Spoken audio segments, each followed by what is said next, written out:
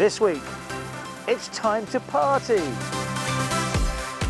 Eurovision rolls into Liverpool, so we ask, are Scousers really the greatest showmen?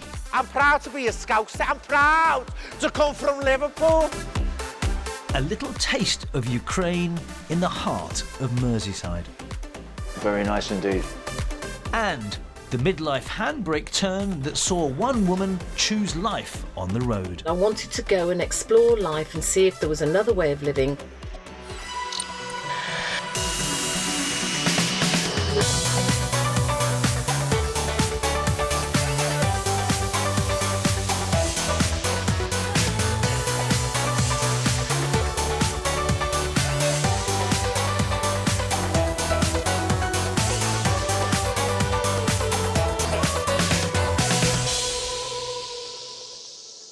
Hi and welcome to Liverpool, where a wild extravaganza, otherwise known as the 67th Eurovision Song Contest, is taking place this weekend. After last year's winners, Ukraine, were unable to host the competition because of the ongoing war. Last year's event was watched by 160 million people. And this year, the city that knows how to celebrate is pulling out all the stops to make sure that the competition is bigger than ever. Now later on, I'll be off to see some of the massive spectacle the city's putting on, with much of it dedicated to celebrating Ukrainian culture. But first, Will's been to find out why, out of the 20 cities that applied to host, Liverpool was chosen. And it might be something to do with their reputation for showmanship.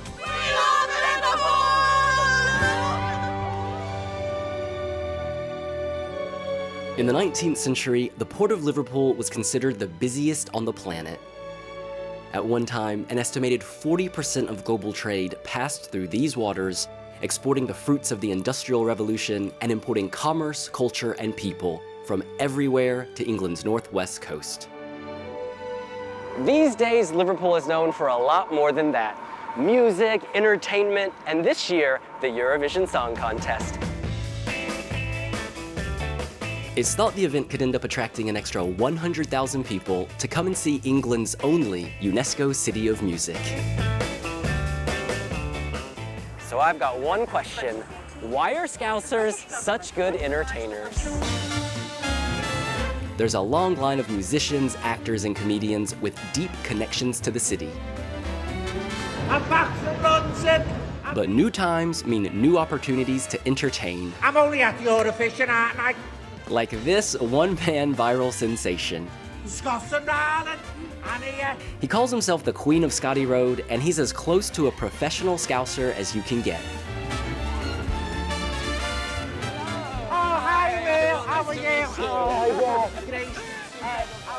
The city is known for entertainers, big personalities.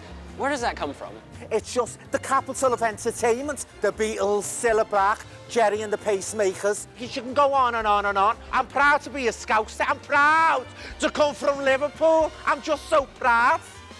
Let's just go and have a little look, eh? Come on. Oh, it's all right. Let's have a little look. Come on. As you can see, it's just the place to be. All right, well, this is impromptu. Come on, let's go to the next one. Now, I'm an American, and I've got to tell you, the accent, sometimes I stumble. Could you teach me a bit of the lingo? Well, of course I can. Now, boss. Boss means you're a nice guy. The Queen of Scotty Road is boss. That's good. Ta Ta. means thank you. Ah, ta, Queen of Scotty Road. And the most famous saying of all, times are hard and friends are few. Now, ta-ra to you, Will. And ta-ra to you. Ew. So where did this love of entertainment come from? To find out, let's rewind for a second. As Liverpool grew with the trade from the docks, so did the number of Irish sailors who came into the port and never left. At one point, it was estimated that 20% of Liverpool's entire population was actually born in Ireland. And with that came a whole host of cultural traditions that laid the groundwork for the city we know today. And so, in a far cry from the signature Eurovision style, I'm taking it back to basics. Irish folk nights like these are a regular event across Liverpool. I find this one already in full flow. Hello, John. Hello there. Hi. It seems your sessions are really popular. I walk through the bar, there are people dancing, there are lines outside. Is this quite common when you turn up, the people turn up? Yeah, and it happens on virtually every night of the week in the city. Why is Irish music so popular here? There's been a historical link between Liverpool and Ireland since time immemorial, really. In the early 1800s, principally in terms of digging canals, and then a little later the railway, but also more significantly in the wake of the Irish famine in the 1840s. And they brought, of course, their music with them. It's not just music like this, fantastic though it is, but three of the Beatles, as you probably know, were of Irish descent, and maybe Ringo too. It's permeated every aspect of this city's life, its culture, and obviously its music.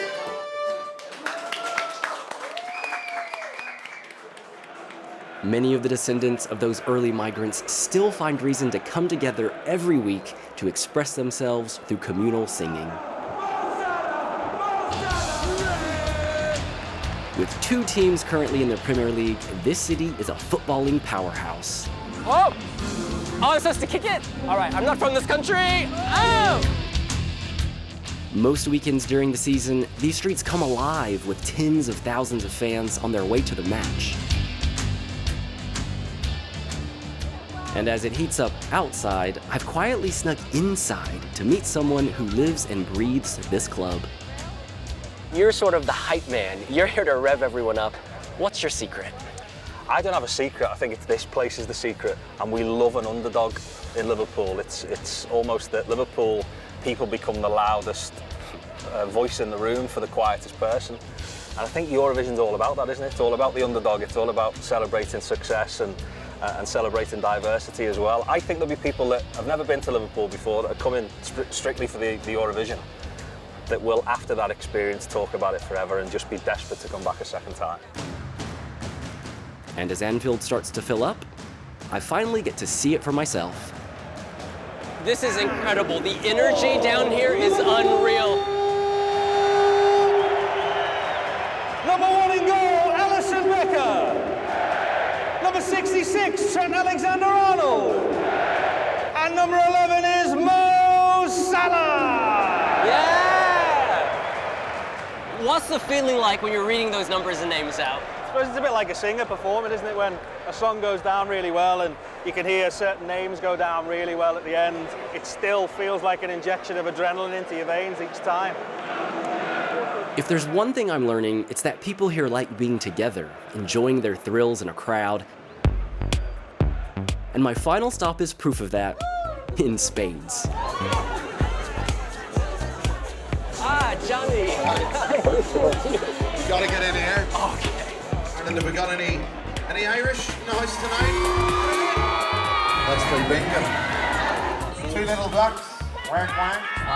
22. Founded in Liverpool by Johnny Bongo, this extravagant bingo night has spread to 40 other places around the UK. Is that a bingo call there, love? Let's have a look. You just won a Henry Hula!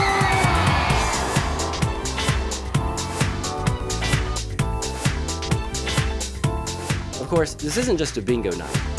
Johnny's taken a British institution that's normally associated with older players 300 pounds! and given it a uniquely Scouse twist. And the reason that Eurovision has come to Liverpool, because it's the best city in the world! Eurovision, Bongos, Bingo, they're also quite similar events. Eurovision's all about having fun and just, letting loose, and it's just such a colourful event. And when it first got announced, I almost felt it's going to have to be Liverpool. There's no better city.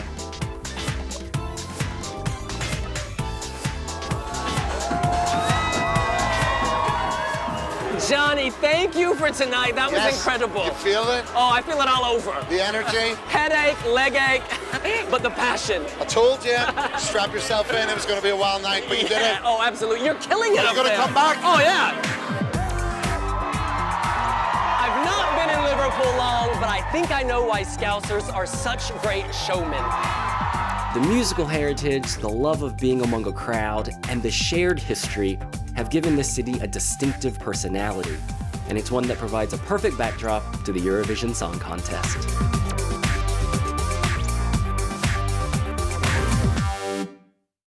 Thank you, Will. Now, if football, bingo and a bit of a jig aren't enough for you, there are still a phenomenal amount of other things to see and do here in Liverpool.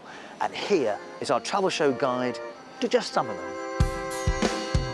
Around 600,000 Beatles fans come every year looking to tread in the footsteps of their musical heroes.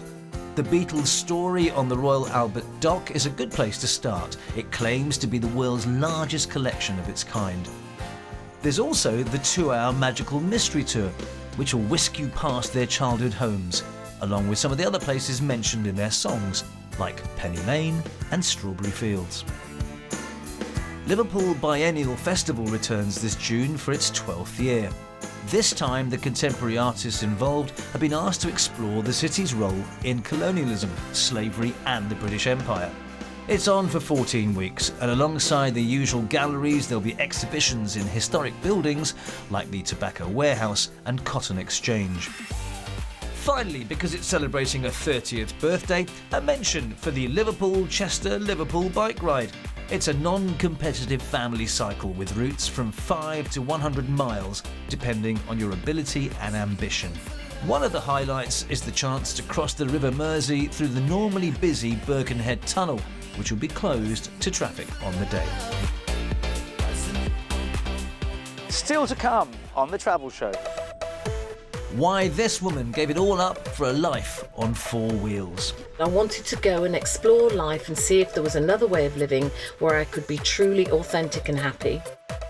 And if this is what peace tastes like, wow, I'm up for seconds. So don't go away.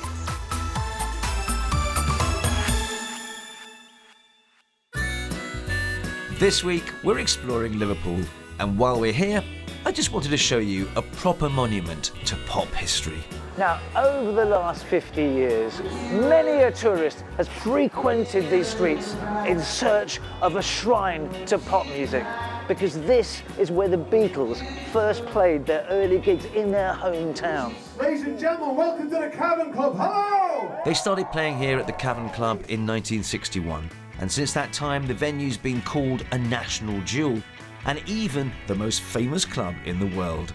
People come from all over to see tribute acts like these boys, who effortlessly embody the cheeky chappy spirit of the early Beatles. We've got a set to play. Yeah, we have got a set to play. What time's this going to be on? Do we need to be on best behaviour? What do you feel when you get off stage, having played that set to that adoring crowd? Very sweaty. Yeah, very sweaty. Yeah.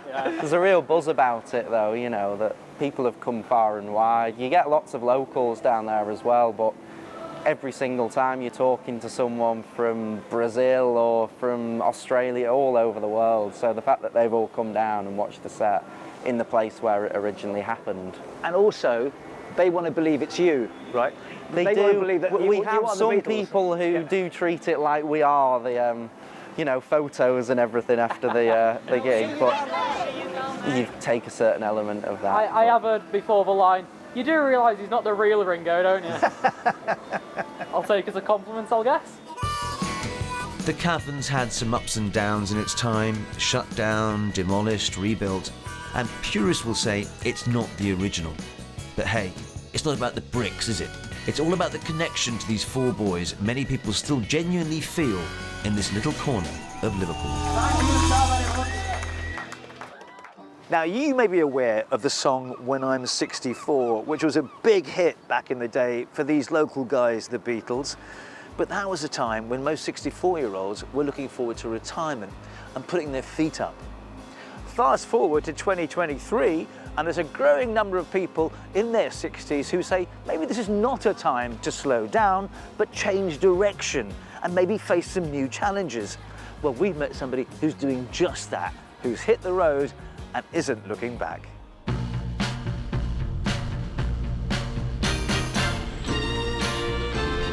Dora the Explorer, I love you.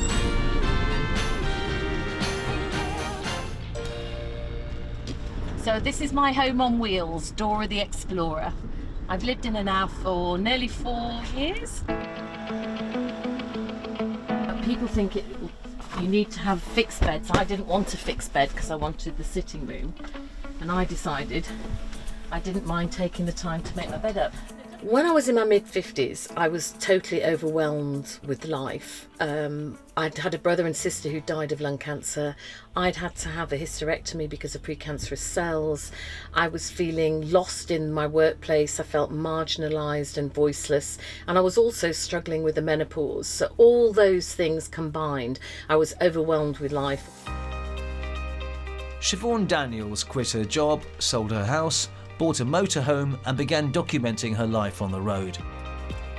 I call myself a pro-age campaigner, and that's basically what I want to do, is to challenge ageism and challenge ageist stereotypes of what society seems to think that people do when they're in their 60s, 70s, 80s and beyond, because I don't feel that it reflects how we're ageing nowadays. Do it for the Yes Tribe!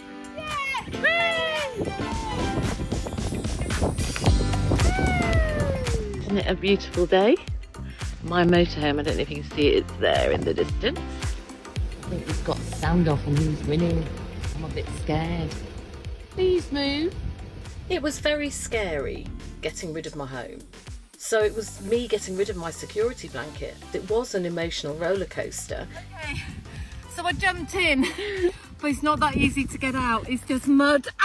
But once I'd got rid of the home, I felt this excitement, and that's what I wanted to feel. I wanted to go and explore life and see if there was another way of living where I could be truly authentic and happy. Now, I've gone from being broken in my mid-50s to finding my happy place just approaching 64.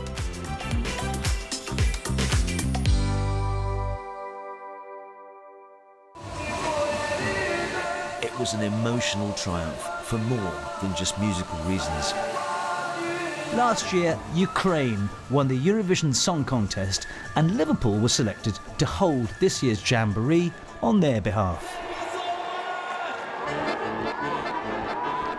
So this is a huge collective occasion for both Liverpool and Ukraine, because not only are they hosting the Eurovision Song Contest together, but they've got the royal seal of approval because the King and Queen are about to arrive.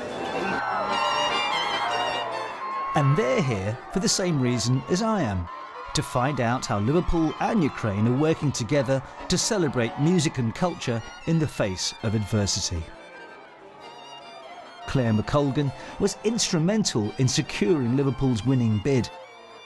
But while she's busy with the Royals, I've quickly nipped off to see Ukrainian artist Svetlana Rainish, whose immersive Eurovision exhibition, the Soloveyko Songbird, is on show for the first time today for the royal visit.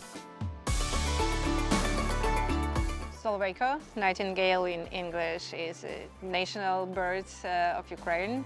There's 12 of them around the city. What do they represent? It's very important to show that we have our own culture, our own melodies, and it's really important during these times, during the war, to show that. And so, with the eyes of the world on Liverpool, I want to know how the city is doing just that, without taking the limelight from Ukraine. Why do you think that Liverpool won this bid? So we had a whole programme of work curated by Ukrainian artists and UK artists around Eurovision. And we also do those two things in Liverpool really well. We've got compassion and it's bonkers.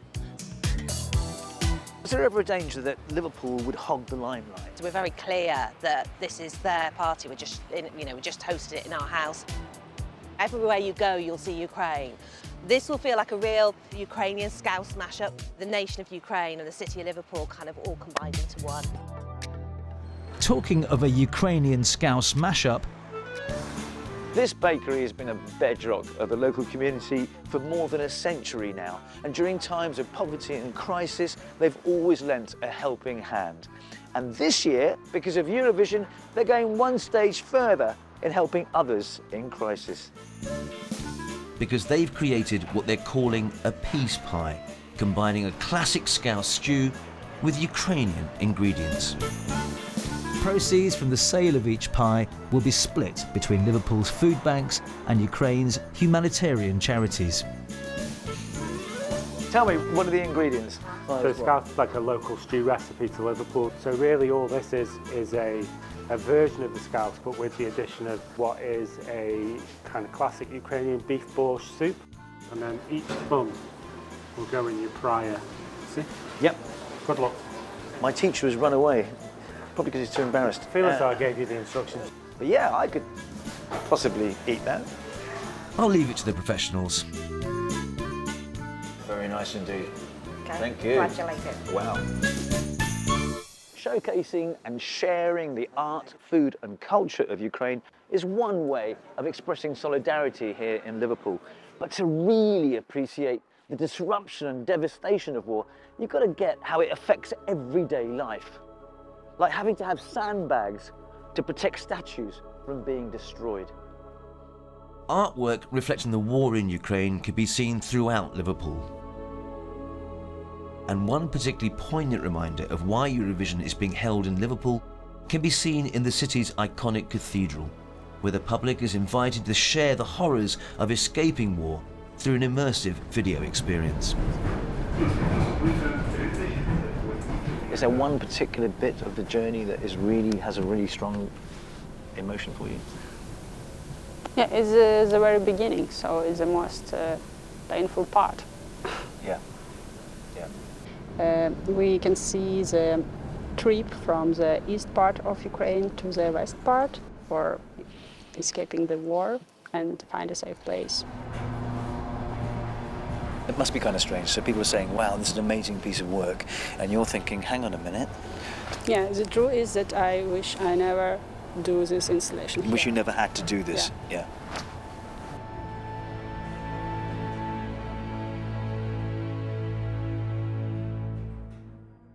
Right, well, we've come to the end of our time here in Liverpool, but we've got plenty more treats next time when... Oh my gosh, they're so adorable. Hey, buddy. Hey, babe. Ava's in Vancouver, meeting the seals and sea lions trying to live their lives in the shadow of Canada's biggest port. We're on the BBC iPlayer if you want to see more, and on social media too, along with loads of other great travel stories from around the BBC. But for now, from me, Rajan Datar, and the rest of the Travel Show team here in Liverpool, it's goodbye.